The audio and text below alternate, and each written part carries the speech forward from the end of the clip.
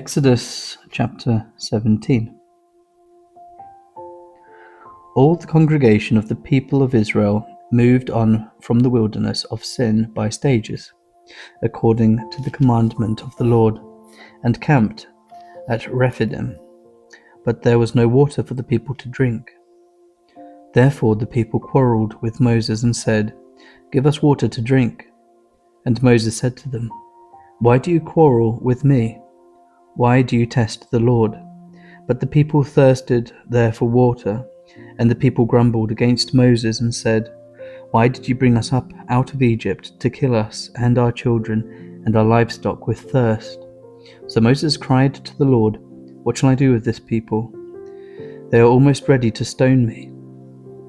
And the Lord said to Moses, "Pass on before the people, taking with you some of the elders of Israel, and take in your hand the staff with which you struck the Nile, and go. Behold, I will stand before you there on the rock of Horeb, and you shall strike the rock, and water shall come out of it, and the people will drink." And Moses did so in the sight of the elders of Israel, and he called the name of the place Massah and Meribah, because of the quarreling of the people of Israel, and because they tested the Lord by saying, "Is the Lord among us or not?" Then Amalek came and fought with Israel at Rephidim. So Moses said to Joshua, "Choose for us men, and go out and fight with Amalek. Tomorrow I will stand on top of the hill with the staff of God in my hand." So Joshua did as Moses told him, and fought with Amalek, while Moses, Aaron, and Hur went up to the top of the hill. Whenever Moses held up his hand, Israel prevailed, and whenever he lowered his hand, Amalek prevailed. But Moses' hands grew weary, so they took a stone and put it under him, and he sat on it, while Aaron and Hur held up his hands, one on one side, and the other on the other side. So his hands were steady until the going down of the sun, and Joshua overwhelmed Amalek and his people with the sword. Then the Lord said to Moses, Write this as a memorial in a book, and recite it in the ears of Joshua, that I will utterly blot out the memory of Amalek from under heaven." And Moses built an altar, and called the name of it, "The Lord is my banner," saying, "A hand upon the throne of the Lord will have war with Amalek from generation to generation." Jethro the priest of Midian, Moses' father-in-law, heard of all that God had done for Moses and for Israel his people, how the Lord had brought Israel out of Egypt. Now, Jethro, Moses' father-in-law, had taken Zipporah, Moses' wife, after he had sent her home, along with her 2 sons. The name of one was Gershon, for he said, "I have been a sojourner in a foreign land," and the name of the other, Eliezer, for he said, "The God of my father was my help, and delivered me from the sword of Pharaoh." Jethro, Moses' father-in-law, came with his sons and his wife to Moses in the wilderness, where he was camped at the mountain of God. And when he sent word to Moses, "I, your father-in-law Jethro, am coming to you with your wife and her 2 sons with her," Moses went out to meet his father-in-law, and bowed down and kissed him. And they asked each other of their welfare, and went into the tent. Then Moses told his father-in-law all that the Lord had done to Pharaoh and to the Egyptians for Israel's sake, all the hardship that had come upon them in the way, and how the Lord had delivered them. And Jethro rejoiced for all the good that the Lord had done to Israel, in that he had delivered them out of the hand of the Egyptians. Jethro said, "Blessed be the Lord, who has delivered you out of the hands of the Egyptians, and out of the hand of Pharaoh, and has delivered the people from under the hand of the Egyptians. Now I know that the Lord is greater than all gods, because in this affair they dealt arrogantly with the people."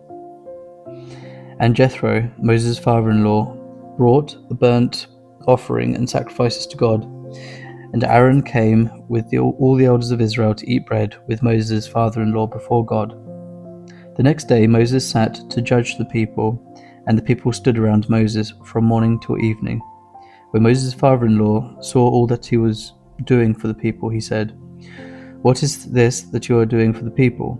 Why do you sit alone, and all the people stand around you from morning till evening?" And Moses said to his father-in-law, "Because the people come to me to inquire of God.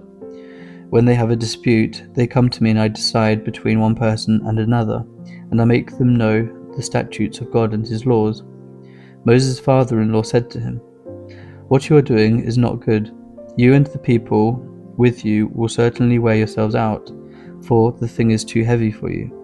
You are not able to do it alone.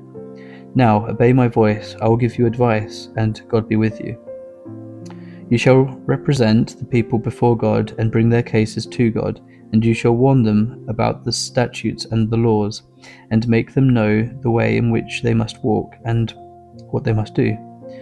Moreover, look for able men from all the people, men who fear God, who are trustworthy and hate a bribe, and place such men over the people as chiefs of thousands, of hundreds, of fifties, and of tens. Now let them judge the people at all times. Every great matter they shall bring to you, but any small matter they shall decide themselves. So it will be easier for you, and they will bear the burden with you. If you do this, God will direct you. You will be able to endure, and all this people also will go to their place in peace." So Moses listened to the voice of his father-in-law and did all that he had said. Moses chose able men out of all Israel and made them heads over the people, chiefs of thousands, of hundreds, of fifties, and of tens. And they judged the people at all times. Any hard case they brought to Moses, but any small matter they decided themselves. Then Moses let his father-in-law depart, and he went away to his own country. On the third new moon after the people of Israel had gone out of the land of Egypt, on that day they came into the wilderness of Sinai. They set out from Rephidim and came into the wilderness of Sinai, and they camped in the wilderness. There Israel encamped before the mountain, while Moses went up to God. The Lord called to him out of the mountain, saying, "Thus you shall say to the house of Jacob, and tell the people of Israel, you yourselves have seen what I did to the Egyptians, and how I bore you on eagle's wings and brought you to myself. Now therefore, if you will indeed obey my voice and keep my covenant, you shall be my treasured possession among all peoples, for all the earth is mine, and you shall be to me a kingdom of priests and a holy nation. These are the words that you shall speak to the people of Israel." So Moses came and called the elders of the people, and set before them all these words that the Lord had commanded him. All the people answered together and said, "All that the Lord has spoken we will do." And Moses reported the words of the people to the Lord. And the Lord said to Moses, "Behold, I am coming to you in a thick cloud, that the people may hear when I speak with you, and may also believe you forever." When Moses told the words of the people to the Lord said to Moses, "Go to the people and consecrate them today and tomorrow, and let them wash their garments, and be ready for the third day. For on the third day the Lord will come down on Mount Sinai in the sight of all the people, and you shall set limits for the people all around, saying, 'Take care not to go up into the mountain or touch the edge of it. Whoever touches the mountain shall be put to death. No hand shall touch him, but he shall be stoned or shot. Whether beast or man, he shall not live. When the trumpet sounds a long blast, they shall come up to the mountain.' So Moses went down from the mountain to the people and consecrated the people, and they washed their garments. And he said to the people, 'Be ready for the third day. Do not go near a woman.' On the morning of the third day there were thunders and lightnings and a thick cloud on the mountain, and a very loud trumpet blast, so that all the people in the camp trembled.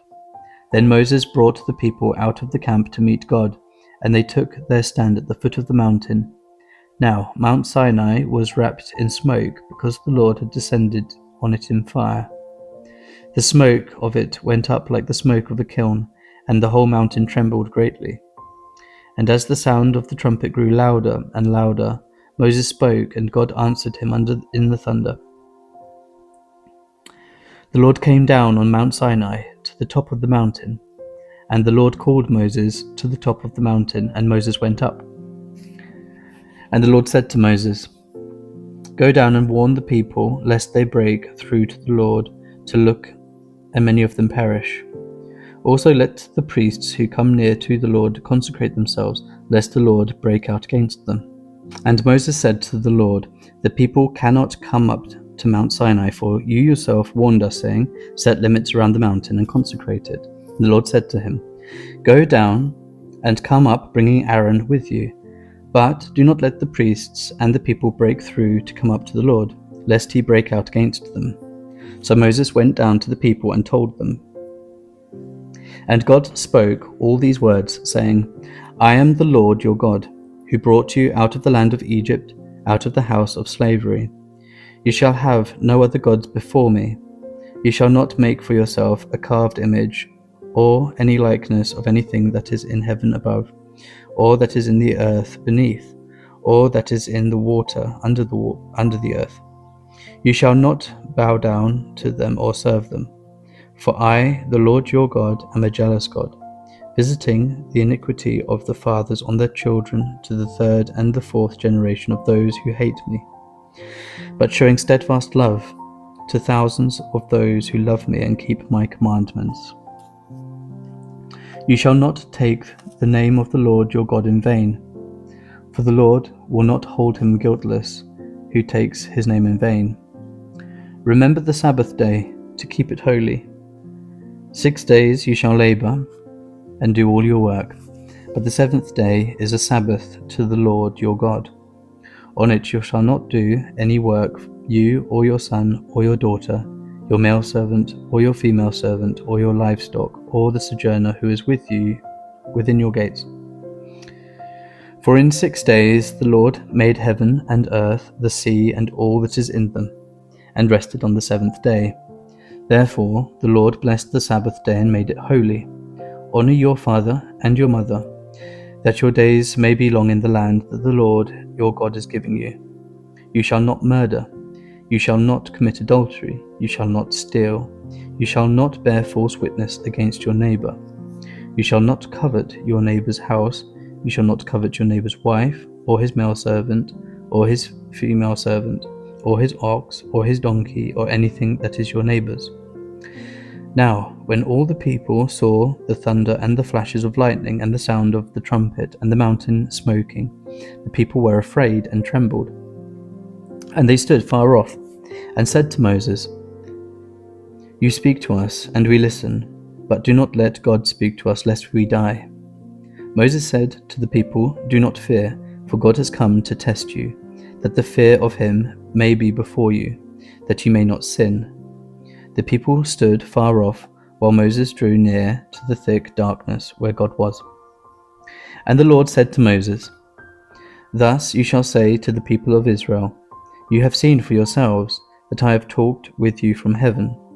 You shall not make gods of silver to be with me, nor shall you make for yourselves gods of gold. An altar of earth you shall make for me, and sacrifice on it your burnt offerings and your peace offerings, your sheep and your oxen. In every place where I cause my name to be remembered, I will come to you and bless you. If you make an altar of stone, you shall not build it of hewn stones. For if you wield your tool on it, you profane it. And you shall not go up by steps to my altar, that your nakedness be not exposed on it. Now, these are the rules that you shall set before them. When you buy a Hebrew slave, he shall serve for 6 years, and in the 7th he shall go free for nothing.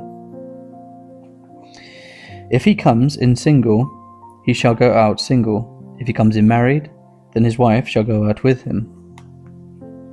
If his master gives him a wife, and she bears him sons or daughters, the wife and her children shall be her master's, and he shall go out alone. But if the slave plainly says, "I love my master, my wife, and my children, I will go out free," then his master shall bring him to God, and he shall bring him to the door of the doorpost, or the doorpost. And his master shall bore his ear through with an awl, and he shall be his slave forever. When a man sells his daughter as a slave, she shall not go out as the male slaves do. If she does not please her master, who has designated her for himself, then he shall let her be redeemed. He shall have no right to sell her to a foreign people, since he has broken faith with her. If he designates her for his son, he shall deal with her as with a daughter. If he takes another wife to himself, he shall not diminish her food, her clothing, or her marital rights. And if he does not do these 3 things for her, she shall go out for nothing, without payment of money. Whoever strikes a man so that he dies shall be put to death. But if he did not lie in wait for him, but God let him fall into his hand, then I will appoint for you a place to which you may flee. But if a man wilfully attacks another to kill him by cunning, you shall take him from my altar, that he may die. Whoever strikes his father or his mother shall be put to death. Whoever steals a man and sells him, and anyone found in possession of him, shall be put to death. Whoever curses his father or his mother shall be put to death. When men quarrel, and one strikes the other with a stone or with his fist, and the man does not die, but takes to his bed, then if the man rises again and walks outdoors with his staff, he who struck him shall be clear, only he shall pay for the loss of time, and shall have him thoroughly healed. When a man strikes his slave, male or female, with a rod, and the slave dies under his hand, he shall be avenged. But if the slave survives a day or 2, he is not to be avenged, for the slave is his money. When men strive together and hit a pregnant woman, so that her children come out, but there is no harm, the one who hit her shall surely be fined, as the woman's husband shall impose on him, and he shall pay as the judges determine. But if there is harm, then you shall pay life for life, eye for eye, tooth for tooth, hand for hand, foot for foot, burn for burn, wound for wound, stripe for stripe. When a man strikes the eye of his slave, male or female, and destroys it, he shall let the slave go free because of his eye. If he knocks out the tooth of his slave, male or female, he shall let the slave go free because of his tooth. When an ox gores a man or a woman to death, the ox shall be stoned, and its flesh shall not be eaten, but the owner of the ox shall not be liable.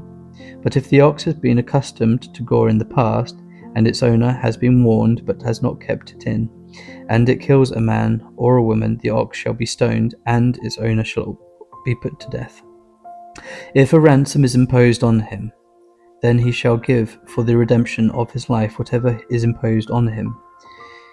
If it gores a man's son or daughter, he shall be dealt with according to the same rule. If the ox gores a slave, male or female, the owner shall give to their master 30 shekels of silver, and the ox shall be stoned. When a man opens a pit, or when a man digs a pit and does not cover it, and an ox or donkey falls into it, the owner of the pit shall make restoration. He shall give money to its owner, and the dead beast shall be his. When the man's ox butts another's, so that it dies, then they shall sell the live ox, and share its price, and the dead beast also they shall share. Or if it is known that the ox has been accustomed to gore in the past, and its owner has not kept it in, he shall repay ox for ox, and the dead beast shall be his. If a man steals an ox or a sheep, and kills it or sells it, he shall repay 5 oxen for an ox, and 4 sheep for a sheep. If a thief is found breaking in, and is struck so that he dies, there shall be no blood guilt for him. But if the sun has risen on him, there shall be blood guilt for him. He shall surely pay. If he has nothing, then he shall be sold for his theft. If the stolen beast is found alive in his possession, whether it is an ox or a donkey or a sheep, he shall pay double. If a man causes a field or vineyard to be grazed over, or lets his beast loose and it feeds in another man's field, he shall make restitution from the best in his own field and in his own vineyard. If fire breaks out and catches in thorns, so that the stacked corn or the standing corn or the field is consumed, he who started the fire shall make full restitution. If a man gives his neighbour money or goods to keep safe, and it is stolen from the man's house, then if the thief is found, he shall pay double.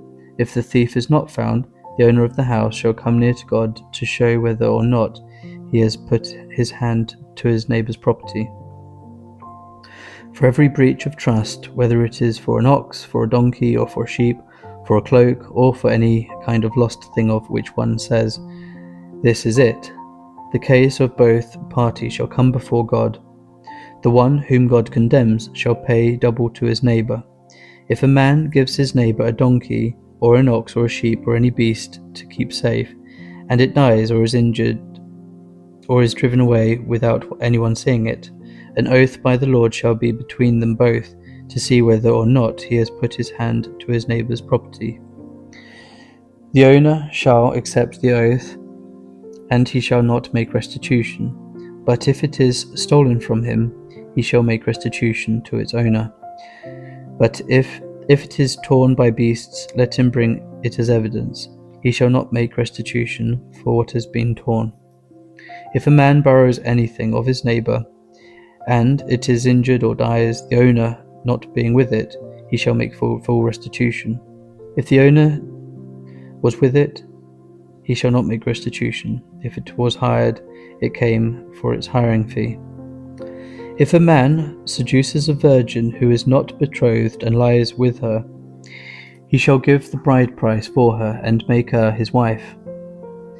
If her father utterly refuses to give her to him, he shall pay money equal to the bride price for virgins.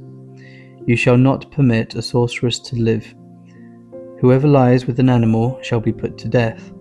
Whoever sacrifices to any god other than the Lord alone shall be devoted to destruction. You shall not wrong a sojourner or oppress him, for you were sojourners in the land of Egypt. You shall not mistreat any widow or fatherless child. If you do mistreat them, and they cry out to me, I will surely hear their cry, and my wrath will burn, and I will kill you with the sword, and your wives shall become widows, and your children fatherless. If you lend money to any of my people with you who is poor, you shall not be like a moneylender to him. You shall not exact interest from him. If ever you take your neighbour's cloak in pledge, you shall return it to him before the sun goes down, for that is his only covering, and it is his cloak for his body. In what else shall he sleep? And if he cries to me, I will hear, for I am compassionate. You shall not revile God, nor curse a ruler of your people. You shall not delay to offer from the fullness of your harvest, and from the outflow of your presses. The firstborn of your sons you shall give to me. You shall do the same with your oxen and with your sheep. For 7 days it shall be with its mother. On the 8th day you shall give it to me. You shall be consecrated to me. Therefore you shall not eat any flesh that is torn by beast in the field, and you shall throw it to the dogs. You shall not spread a false report. You shall not join hands with a wicked man to be malicious witness. You shall not fall in with many to do evil, nor shall you bear witness in a lawsuit, siding with the many so as to pervert justice, nor shall you be partial to a poor man in his lawsuit. If you meet your enemy's ox or his donkey going astray, you shall bring it back to him. If you see the donkey of one who hates you lying down under its burden, you shall refrain from leaving him with it. You shall rescue it with him. You shall not pervert the justice due to your poor in his lawsuit. Keep far from a false charge, and do not kill the innocent and righteous, for I will not acquit the wicked. And you shall take no bribe, for a bribe blinds the clear-sighted and subverts the cause of those who are in the right. You shall not oppress a sojourner. You know the heart of a sojourner, for you were sojourners in the land of Egypt. For 6 years you shall sow your land and gather its yield, but the 7th year you shall let it rest and lie fallow, that the poor of your people may eat, and what they leave the beasts of the field may eat. You shall do likewise with your vineyard and with your olive orchard. For 6 days you shall do your work, but on the 7th day you shall rest, that your ox and your donkey may have rest, and the son of your servant woman with the alien may be refreshed. Pay attention to all that I have said to you, and make no mention of the names of other gods, nor let it be heard on your lips. 3 times in the year you shall keep a feast to me. You shall keep the feast of unleavened bread, as I commanded you. You shall eat unleavened bread for 7 days at the appointed time in the month of Abib, for in it you came out of Egypt. None shall appear before me empty-handed. You shall keep the feast of harvest, of the first fruits of your labour, of what you sow in the field. You shall keep the feast of ingathering at the end of the year, when you gather in from the field the fruit of your labour. 3 times in the year shall all your males appear before the Lord God. You shall not offer the blood of my sacrifice with anything leavened, or let the fat of my feast remain until the morning. The best of the first fruits of your ground you shall bring into the house of the Lord your God. You shall not boil a young goat in its mother's milk. Behold, I send an angel before you to guard you on the way and to bring you to the place that I prepared. Pay careful attention to him and obey his voice. Do not rebel against him, for he will not pardon your transgression, for my name is in him. But if you carefully obey his voice and do all that I say, then I will be an enemy to your enemies and an adversary to your adversaries. Where my angel goes before you and brings you to the Amorites and the Hittites and the Perizzites and the Canaanites, the Hivites and the Jebusites, and I blot them out. You shall not bow down to their gods, nor serve them, nor do as they do, but you shall utterly overthrow them and break their pillars in pieces. You shall serve the Lord your God, and he will bless your bread and your water, and I will take sickness away from among you. None shall miscarry or be barren in your land. I will fulfill the number of your days. I will send my terror before you, and will throw into confusion all the people against whom you shall come, and I will make all your enemies turn their backs to you. And I will send hornets before you, which shall drive out the Hivites and the Canaanites and the Hittites from before you. I will not drive them out from before you in 1 year, lest the land become desolate, and the wild beasts multiply against you. Little by little I will drive them out from before you, until you have increased and possessed the land. And I will set your border from the Red Sea to the Sea of the Philistines, and from the wilderness to the Euphrates. For I will give the inhabitants of the land into your hand, and you shall drive them out before you.